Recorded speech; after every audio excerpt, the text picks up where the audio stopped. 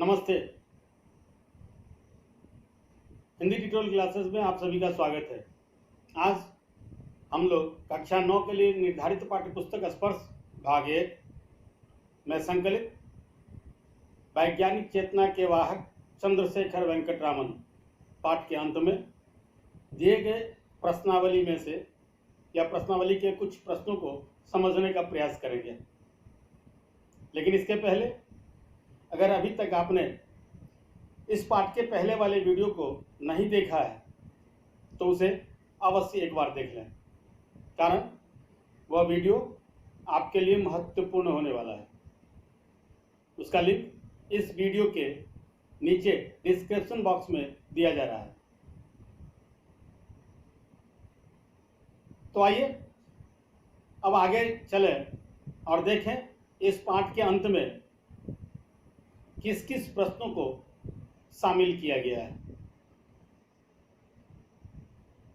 इस पाठ के प्रश्नावली में सबसे पहले कुछ मौखिक सवाल दिए गए हैं, जिनके जवाब कम से कम 2 पंक्तियों में आपको देने होते हैं। तो इस कड़ी में जो सबसे पहला सवाल है, रामन भावुक प्रकृति के प्रेमी के अलावे एक वैज्ञानिक प्रकृति के व्यक्ति थे जिनमें जानने की जिज्ञासा भी थी। क्लियर? अब इसके दूसरे सवाल हैं, समुद्र को देखकर रामन के मन में कौन सी 2 जिज्ञासाएं उठी? तो इसके जवाब में आप लिखेंगे, समुद्र का रंग नीला ही क्यों होता है, कोई और क्यों नहीं। समुद्र को देखकर रामन के मन में यही 2 जिज्ञासाएं उठी थी। क्लियर? अब इसके तीसरे सवाल हैं, जिसमें आपसे पूछा जा रहा है रमन के पिता ने उनमें किन विषयों की सशक्त नींव डाली थी। तो इसके जवाब में आप लिखेंगे कि रामन के पिता गणित और भौतिकी के शिक्षक थे, अतः उन्होंने रामन में गणित और भौतिकी की मजबूत नींव डाली थी।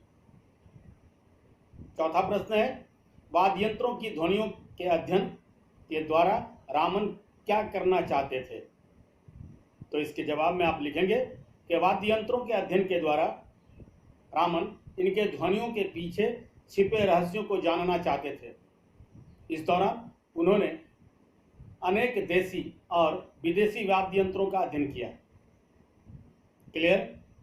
अब इसके 5वें सवाल है, जिसमें आपसे पूछे जा रहे हैं कि सरकारी नौकरी छोड़ने के पीछे रामन की क्या भावना थी। तो इसके जवाब में आप लिखेंगे, सरकारी नौकरी छोड़ने के पीछे रामन की इच्छा वैज्ञानिक अध्ययन और शोध करने की इच्छा थी। क्लियर? अब इसके 6ठे प्रश्न मौखिक के, कि रामन प्रभाव की खोज के पीछे कौन सा सवाल हिलोड़े ले रहा था। तो इसके जवाब में आप लिखेंगे, रामन प्रभाव की खोज के पीछे समुद्र के नीले रंग के कारणों से जुड़े सवाल रामन के मन में हिलोड़े ले रहा था। इन्हीं सवालों के जवाब को तलाशने के लिए उन्होंने अनेक प्रयोग किए, जिस क्रम की परिणति रामन प्रभाव के जैसे महत्वपूर्ण खोज के रूप में हुई। अब इसके 7वें और अंतिम सवाल मौखिक के, कि प्रकाश तरंगों के बारे में आइंस्टीन या आइंस्टाइन जो भी कह ले ने क्या बताया। तो इसके जवाब में आप लिखेंगे, प्रकाश के तरंगों के बारे में आइंस्टीन अथवा आइंस्टाइन जो भी आप बोले ने बताया कि प्रकाश अति सूक्ष्म कणों की तीव्र धारा के समान है, जिसकी तुलना आइंस्टीन अथवा आइंस्टाइन ने बुलेट से की और उसको फोटॉन का नाम दिया। क्लियर? अगला सवाल है कि रामन की खोज ने किन अध्ययन को सहज बनाया। पीछे वाला 6ठा सवाल था, ये 7वां। तो इसके जवाब में आप लिखेंगे कि रामन की खोज ने अणुओं और परमाणुओं की आंतरिक संरचना से संबंधित अध्ययन को सहज बनाया। रामन की खोज से पहले इंफ्रारेड स्पेक्ट्रोस्कोपी का सहारा लिया जाता था। यह एक मुश्किल तकनीक होने के कारण इसमें गलती होने की संभावना अधिक रहती थी। तो ये थे मौखिक के 7 सवाल और उनके संभावित जवाब। अब खंड क लिखित में और इन सभी प्रश्नों के जवाब आपको 25 से 30 शब्दों में देने हैं, यानी खंड क के सभी सवालों के जवाब आपको कम से कम 25 अथवा 25 से 30 शब्दों के बीच देने होते हैं। आइए इसके पहले सवाल को देखें। तो कॉलेज के दिनों में रामन की दिली इच्छा क्या थी? तो इसके जवाब में आप लिखेंगे, कॉलेज के दिनों में रामन की दिली इच्छा थी कि शोध कार्यों में वो अपना समय लगाएं। वे वैज्ञानिक बनना चाहते थे, लेकिन उस समय उनके पास इसके लिए कोई व्यवस्था नहीं थी। क्लियर? अब इसके दूसरे सवाल है कि वाद्य यंत्रों पर की गई खोजों से रामन ने कौन सी भ्रांति तोड़ने की कोशिश की? तो इसके जवाब में आप लिखेंगे कि वाद्य यंत्रों पर रामन के शोध के पहले पश्चिमी देश के लोग भारतीय वाद्य यंत्रों को विदेशी वाद्य यंत्रों की तुलना में कमतर आंकते थे। मतलब विदेशी वाद्य यंत्र को पश्चिम के लोग बेहतर मानते थे।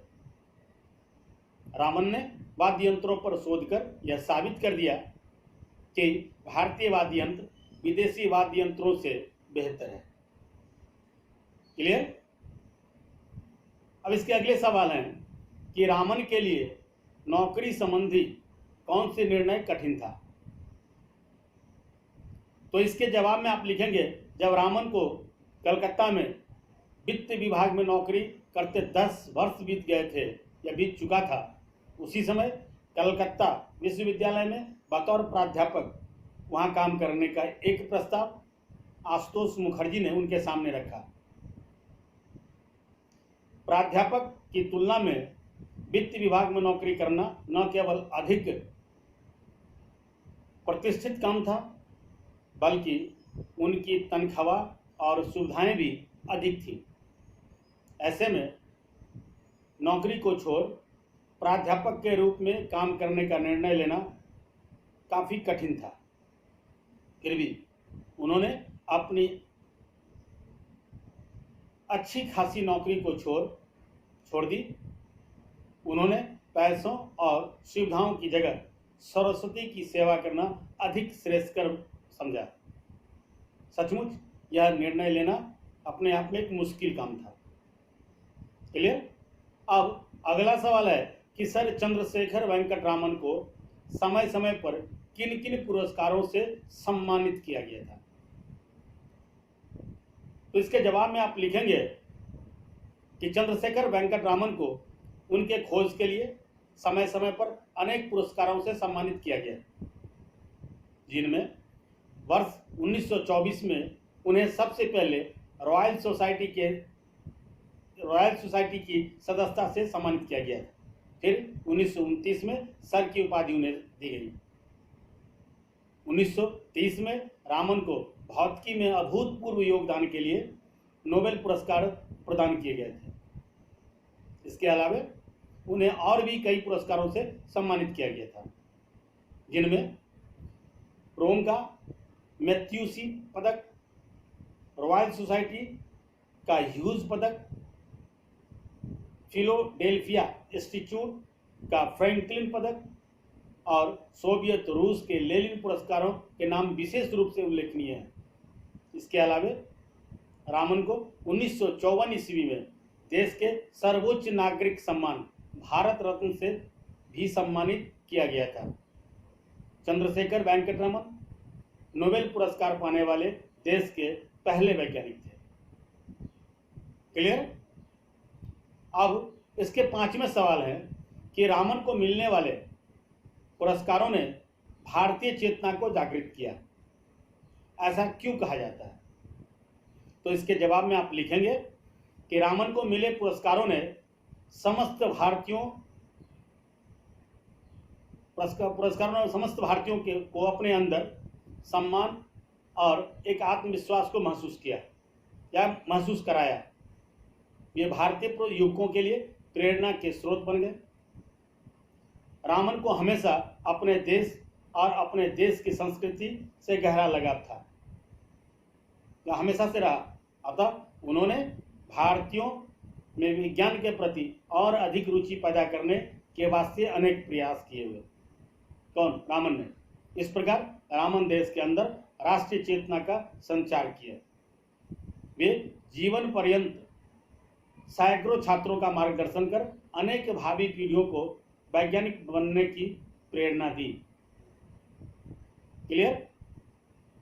ये थे खंड क के कुछ सवाल। अब खंड ख के प्रत्येक के सवालों के जवाब आपको 50 से 60 शब्दों में कम से कम देने हैं। खंड क के 25 से 30 और खंड ख में 50 से 60 शब्दों में हर सवाल के जवाब आपको देने हैं। तो इस कड़ी में आइए, इसका पहला सवाल है खंड ख का कि रामन के प्रारंभिक शोध कार्य को आधुनिक हठ योग क्यों कहा जाता है। तो इसके जवाब में आप लिखेंगे रामन का प्रारंभिक शोध कार्य को हठ कार्य कहा जाता है, हठ योग कहा जाता है या कहा गया है, क्योंकि उनकी परिस्थितियां बिल्कुल विपरीत थी। नौकरी में, सरकारी कार्यों में अत्यधिक व्यस्त होने के कारण समय की कमी तो थी ही थी, साथ ही साथ वह स्वतंत्र शोध के लिए आवश्यक सुविधाओं का भी अभाव था। किनको? रामन को। कलकत्ता के जिस प्रयोगशाला में वे प्रयोग करने जाते वहाँ भी बहुत कम सुविधाएं थी। ऐसे में शोध करने की जिद दृढ़ इच्छा शक्ति से ही संभव था। उनके मन में शोध को लेकर हठ था। इन्हीं हठ के कारण वे अपने शोध कार्य को जारी रखा। विज्ञान को लेकर इन्हीं जिद के कारण उनके प्रारंभिक शोध को आधुनिक हठ योग कहा जाता है। क्लियर? अब इसके दूसरे सवाल हैं कि रामन की खोज, रामन प्रभाव क्या है, स्पष्ट कीजिए। तो इसके जवाब में आप लिखेंगे चंद्रशेखर वेंकट रामन की खोज को रामन प्रभाव के नाम से जाना जाता है। रामन ने अनेक ठोस और तरल पदार्थों पर प्रकाश की किरणों का अध्ययन किया। इस अध्ययन में उन्होंने पाया कि जब प्रकाश की एक वर्णीय किरण को किसी तरल अथवा ठोस रवेदार पदार्थों से गुजारा जाता है तो उसके वर्ण में परिवर्तन आ जाता है। इसके कारणों को तलाशने पर उन्होंने पाया कि इस क्रम में जब एक वर्णीय किरण की अणु फोटॉन उस तरल अथवा ठोस रवेदार पदार्थ के अणुओं से टकराते हैं तब यह किरण या तो कुछ ऊर्जा को खो देती है या फिर कुछ ऊर्जा को ग्रहण कर लेती है। दोनों ही परिस्थितियों में प्रकाश के वर्ण में अंतर आ जाता है। मतलब प्रकाश की किरण जिस अनुपात में ऊर्जा खोता है या फिर पाता है उसी के अनुसार उसके वर्ण परिवर्तित हो जाते हैं। क्लियर?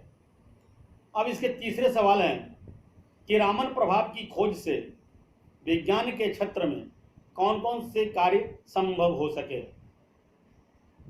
तो इसके जवाब में आप लिखेंगे रामन की खोज से पदार्थों के अणुओं और परमाणुओं की आंतरिक संरचनाओं का अध्ययन करना आसान हो गया। इसके पहले इस कार्य के लिए इंफ्रारेड स्पेक्ट्रोस्कोपी का सहारा लिया जाता था, जो एक जटिल प्रक्रिया थी। मुश्किल तकनीक होने के कारण उसमें गलती होने की संभावना अधिक रहती थी। लेकिन रामन की खोज के बाद इंफ्रारेड स्पेक्ट्रोस्कोपी की जगह अब रामन स्पेक्ट्रोस्कोपी का सहारा लिया जाने लगा। यह किसी पदार्थ के अणुओं या परमाणुओं की आंतरिक संरचना या संरचना की सटीक जानकारी देती है। फलस्वरूप पदार्थों का संश्लेषण करना तथा अनेक उपयोगी पदार्थों का कृत्रिम रूप से निर्माण करना संभव हो पाया। क्लियर? अब इसके चौथे सवाल हैं देश को वैज्ञानिक दृष्टि और चिंतन प्रदान करने के लिए सर चंद्रशेखर वेंकट रामन के महत्वपूर्ण योगदान पर प्रकाश डालिए। तो इसके जवाब में आप लिखेंगे रामन के अंदर राष्ट्रीय चेतना के होने के कारण वे देश में वैज्ञानिक दृष्टिकोण और चेतना का विस्तार करना चाहते थे। उन्हें अपने प्रारंभिक शोध कार्य में होने वाली कठिनाइयां याद थी। इसलिए उन्होंने बंगलोर में एक उन्नत और अच्छी प्रयोगशाला एवं शोधशाला की स्थापना की, जो आज भी उन्हीं के नाम अर्थात रामन रिसर्च इंस्टीट्यूट के नाम से जानी जाती है। देश में अनुसंधान को बढ़ावा देने के उद्देश्य से उन्होंने इंडियन जर्नल ऑफ फिजिक्स के नाम से शोध पत्रिका को प्रारंभ किया। विज्ञान के प्रचार प्रसार के लिए वे करेंट साइंस नाम के एक पत्रिका का संपादन भी किया था रामन ने। अब इसके 5वें सवाल है कि सर चंद्रशेखर वेंकट रामन ने या रामन के जीवन से प्राप्त होने वाले संदेश को अपने शब्दों में लिखिए। तो इसके जवाब में आप लिखेंगे, चंद्रशेखर वेंकट रामन ने कभी अपने संदेश को न तो प्रकाशित या प्रसारित किया और ना ही कभी उसे प्रचारित करने का प्रयास ही किया, बल्कि वे हमेशा अपने काम को प्रधानता दी। नौकरी के समय अपने व्यस्ततम समय में से भी ये समय निकालकर शोध करते रहे। उन्होंने नौकरी छोड़कर कम तनख्वाह और कम सुविधा वाली प्राध्यापक की नौकरी पकड़कर अपने शोध को एक नई धार दी।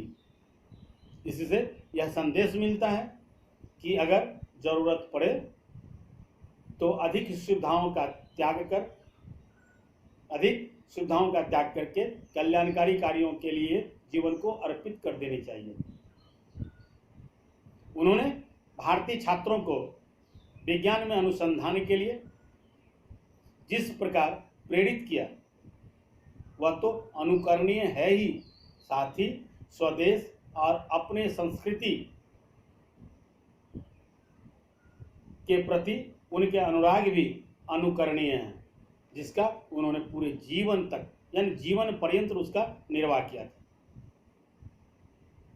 अब खंड ग, इसमें 3 सवाल दिए गए हैं जिनका आशय स्पष्ट करने हैं आपको। तो आइए अब देखते हैं कि इसके जो पहले सवाल हैं जिनका आशय स्पष्ट करने हैं आपको, उसमें है कि उनके लिए सरस्वती की साधना सरकारी सुख सुविधाओं से कहीं अधिक महत्वपूर्ण थी।